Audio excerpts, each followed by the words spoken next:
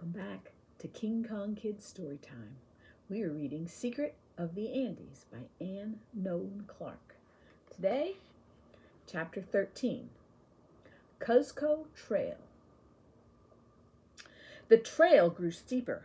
Cusi and his llamas were climbing again. Mountain peaks piled upon mountain peaks. They rolled and swelled and piled higher and yet higher. They encircled the world. They towered above the world. They enclosed the world within itself. Only a brown ribbon of trail wound in and out and around them. Only a boy and his llamas moved along the winding trail.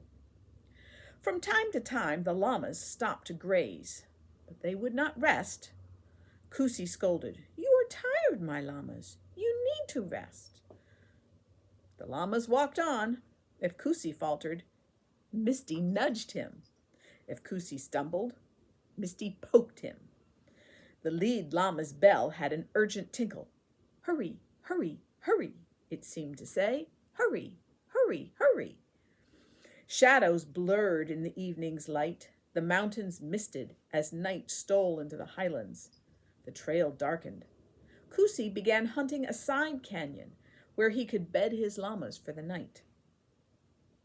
Then he noticed a fork in the trail. This surprised him, for highland trails have but one goal as a usual thing. The side trail was poorly marked and evidently little used. Cusi stood looking at it, wondering if perhaps it led to the side canyon he'd been looking for. Should he take it, he wondered, or should he keep his small flock on the well-marked, deeper, clearer trail?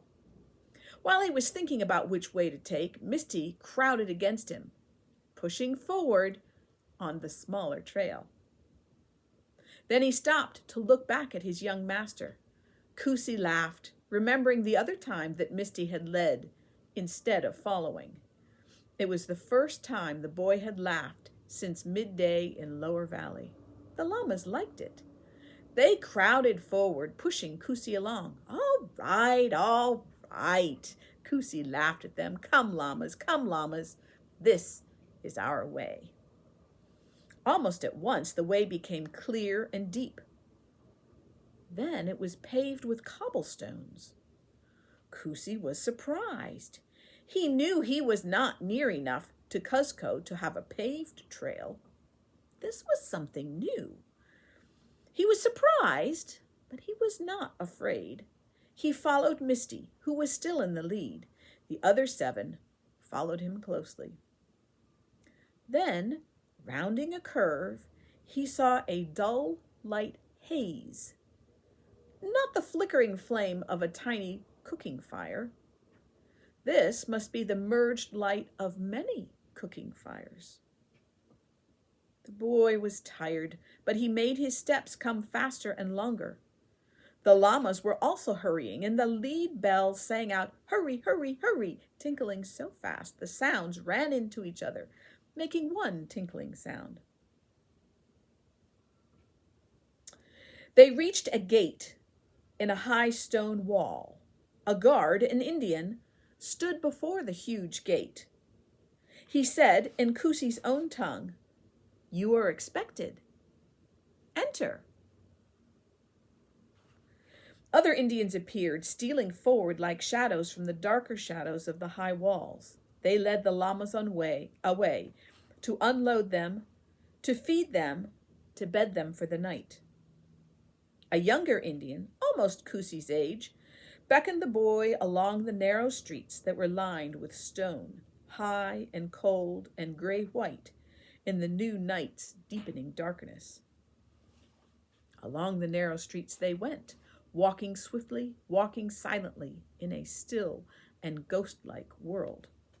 At last they came to 3 stone towers, separated by walled courtyards and stone archways. They passed 2 of the towers, then turned and climbed a flight of steps to the 3rd tower, standing majestic and grand against the night. The young Indian led Kusi to a great arched door. Slowly, it swung open, and a voice asked, "Is he here?" The young Indian answered, "He is here." Kusi walked through the doorway and stood in a high-ceilinged room. Its walls were of white stone and perfectly bare. Nothing hung against their cold white marble. At one end of the room was a carved stone seat, exactly like the stone that Kusi had seen the day he found the sandals. He looked around, almost expecting to see delicate golden sandals standing side by side at the foot of the throne. There was nothing there. Quietly, he felt the bundle wrapped in vicuña cloth close to his heart. They were there, safe, where he had put them. By the high stone seat, there was a table made of stone and a stone block beside it. Kusi looked around. He was alone. The Indian guide had disappeared. Then the boy saw an old man approaching. The old one looked so much like Chudo that Kusi gasped and would have run to him, but he sensed it was not Chudo. The old one wore the fringed turban and the golden earplugs. He did not speak, but motioned to Kusi to sit on the stone block by the table. A woman entered, stately and beautiful, with the peace of living days enriching her still brown face.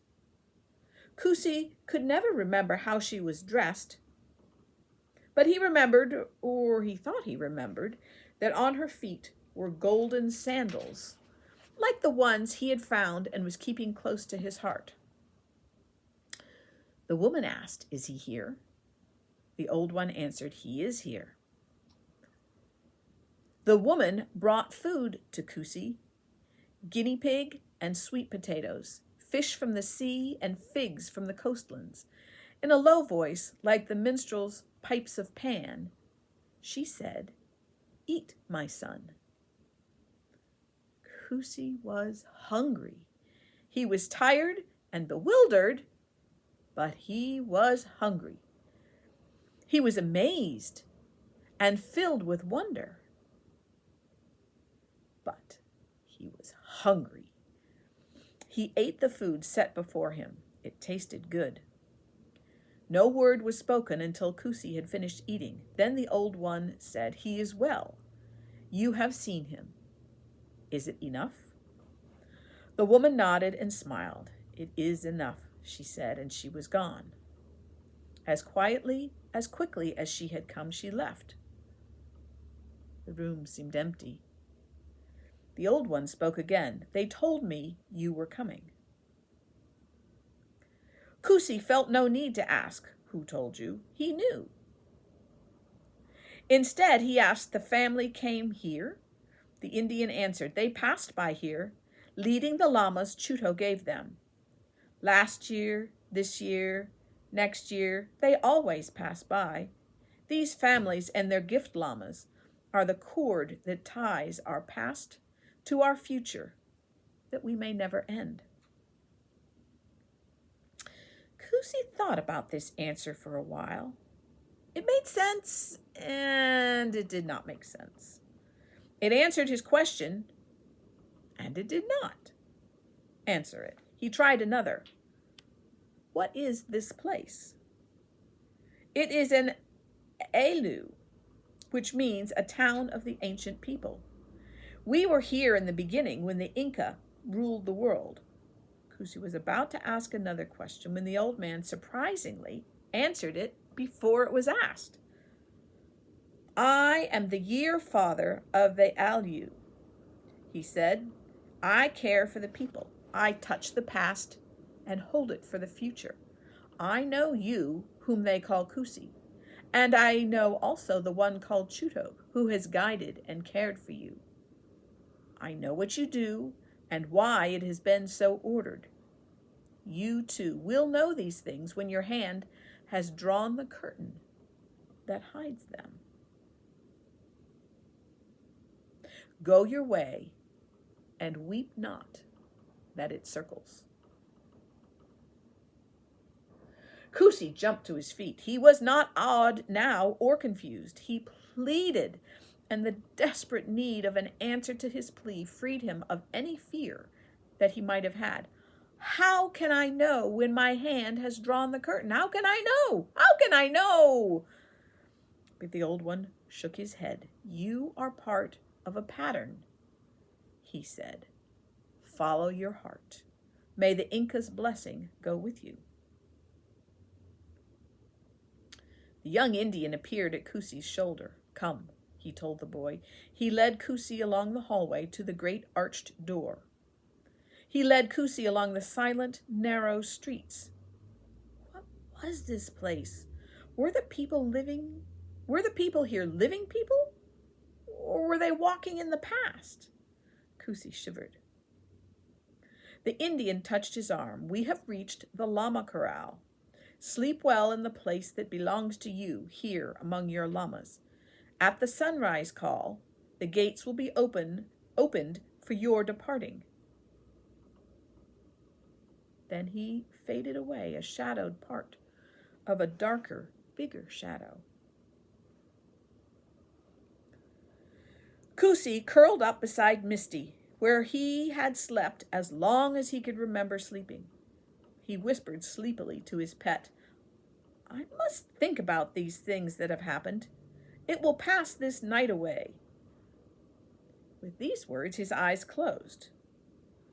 The tired boy slept without thinking, slept without dreaming, slept without moving the whole night through. He was awakened by the familiar words of the sunrise call. Someone was chanting, O sun, great father of the Inca. And the people of the Ayllu answered, Who has gone before us? The chanter called, Great father of the children of the Inca. And again the people answered, saying, Who remain in this thy world. This was the call that Chuto made every dawn to the sun's coming. This was the sunrise call he had taught Cuzco. Now Cuzco answered with the people of the Ayllu. They said, Is now but a shadow in the memory of man. They said, Is as the dust of the earth blown before a willful wind. They said, O sun, great father of the Inca. As the last words of the call sounded forth into the dawn sky of morning, the young Indian guide was again at Cuzco's side. It is time that you go, he said softly. Cuzco wanted to say, I do not want to go. He wanted to say, I need to see more. I need to understand more. I need to stay. But he did not say these things. He said nothing. He followed the guide to the great gate in the wide wall. There were his llamas waiting for him. Cuzco heard himself saying, Take these to the esteemed old one. Take these to the mother one who gave me food. Cuzco counted out 5 of his flock, 5 yellow-brown llamas with their packs of wool. Among them was the lead llama. The others would need his bell now that he would not hear the voice of their master again. Cuzco felt no surprise at what he was saying or what he was doing. It felt right to do this thing. It was what Chuto would have done. The guide turned the llamas from the gate. He turned them back to the city. He said, The blood of nobility runs rich and true. Then he opened the Ayllu gate. The boy and his 3 llamas went through it. They heard the clang as it shut behind them. They heard the rasp of the stone bolt being drawn into its place. They went back over the trail to the fork. Cuzco heard the tinkle of a llama bell. As he turned, he saw that Misty wore a golden bell on his night-black throat.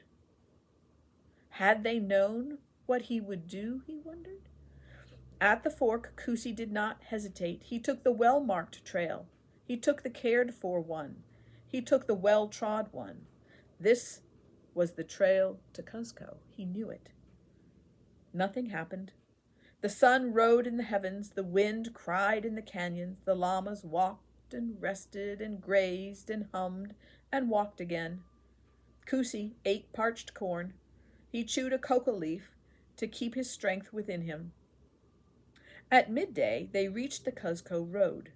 They passed through the pueblo of San Sebastian. They passed through the pueblo of Santo Domingo. No one stopped them. No one spoke to them. No one noticed them. It was only a boy and his llamas. It was only a highland shepherd. No one cared.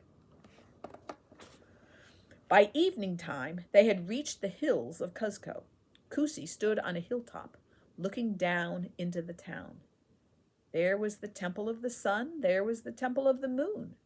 There was the temple of the maidens of the sun. They were as the Amata had described them. Kusi knew that beneath the ancient paving stones of the city's streets ran the 3 sacred rivers of Cuzco. He knew that from the hilltop where he stood, ancient secret tunnels wound their way into the heart of the city. He knew these things because the Amata had taught them to him. He saw people crowding the narrow, crooked streets. He saw them climbing the old stairways. He did not know them. They were strange. He heard the evening church bells ringing in the tower of Santo Domingo Church. The sky behind the church was crimson and gold from the setting sun. White pigeons flew in and out of the church tower windows. The bells kept ringing. It was the Angelus, blessing the people with evening prayer. But this was new and unknown to Kusi. The Amata had not told him of temples built to a different god. Kusi saw brown-robed priests going into the church. Even from where he stood, he could see they were not Indian. They were strangers. Kusi looked backward, but all he saw were the deep, sad eyes of his llamas questioning him. He turned again to the strange town at the foot of the hill. He began to climb down the steep steps leading to the city wall. Close behind him came the llamas, their rounded loads of wool bobbing as the steep steps were descended. The boy and his small herd reached the city walls, but they did not enter. A Spanish guardsman would not let them enter. He said sternly to the highland shepherd, "Has no one told you, boy, that llamas cannot stay overnight in the city within these walls?" Kusi was angered. Llamas not allowed in the holy place of the Inca? He asked. Llamas belong here as I belong. The guardsman laughed. An Indian appeared from the walled gate and spoke kindly to the highland boy. "I have been expecting you," he said quietly, ignoring the Spaniard beside him. "Spend the night here with your llamas. Tomorrow I will take your herd and you into the city." Once again, Kusi curled up among his llamas to spend a night in a strange place. This night he dreamed. He dreamed of the sandals he carried in the folds of his poncho. He dreamed of the woman who served him food in the aliu and called him son. His dream was vague and mixed up and unreal, but it carried a message. The young boy could not understand the message, not yet, but he could hold it in his heart to make him brave. The lights of Cuzco were bright. The stars hung low, and the moon smiled down on the holy place of the ancients. Outside the city wall, a herd boy slept and dreamed a dream he could not understand.